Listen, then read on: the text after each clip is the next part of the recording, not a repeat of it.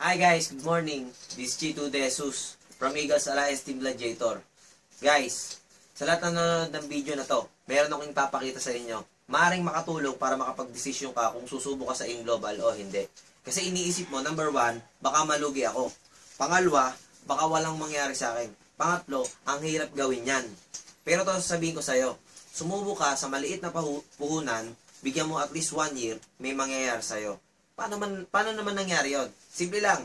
Ang una mong gagawin, mag-join ka sa halagang 7,980. Meron kang kapalit na package. Ngayon, para tumakbo yung business, maghanap ka at least 2 na kakilala mo na pwede mong ipakausap sa amin, pwede sa Facebook, pwede rin naman sa personal. Ngayon, kapag nakapag-prepare ka ng 2, ilalagay mo dito sa left at saka sa right. Sample, si A at saka si B. Magkano naman yung total na kinita ko dyan? Ang kinita mo dito, kumita ka ng 2,500. Paano nangyari yon? Kasi 500 dito, 500 dito, at nag-pair 1,500.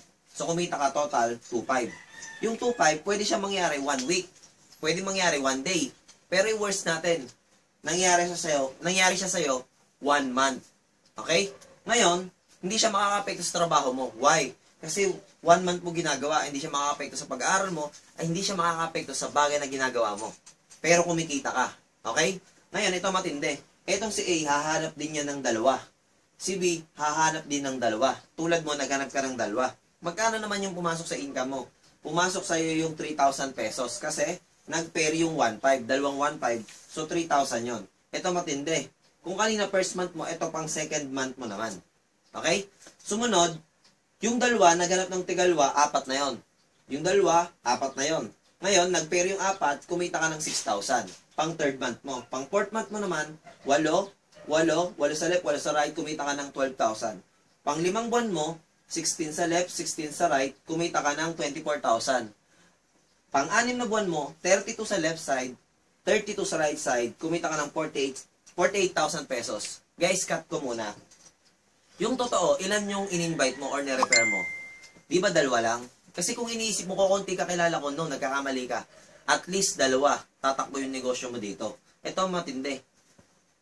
Kumuha ka ng 2, yung 2 mo nakakuha lang din ng 2. Ibig sabihin, kumuha ng 2 every month. Paano kung meron kang makuwang 3, 4? Paano kung ganun din sila? Ibig sabihin, mas malaki yung pwede mong kitain. Ito malupit, ituloy-tuloy natin. Pang 7 buwan, 64, kumita ka na ng 96,000 pesos.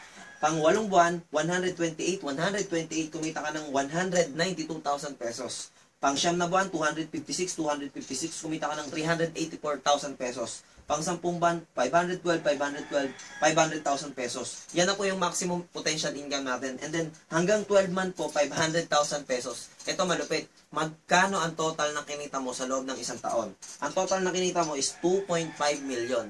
Magkano yung naging puhunan ng 2.5 million na yon? 7,980. Alam nyo guys, kung matatakot ka dito, huwag kang matakot. Why? Mas okay lang mawala ang 7,980 kaysa mawala sa'yo yung pagkakataon na kitain mo yung 2.5 million. Ito matindi. Worst case pa to. I-worst natin. Kasi pwedeng hindi ka panipaniwala. 2.5 million? Seryoso ka ba kikitain ko yan? May kumita na ba ng ganyang kalaki sa loob ng 1 taon? Madami na. Kasi ang nakreate na company, 1,500 na. I-worst natin. Sabihin na natin kumita ka 1 million sa loob ng 1 taon, hindi na ho masama. Why?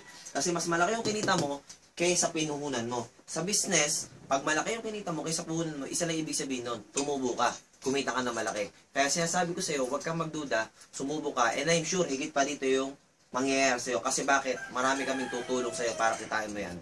Again, this is Chito. God bless and good morning. Power.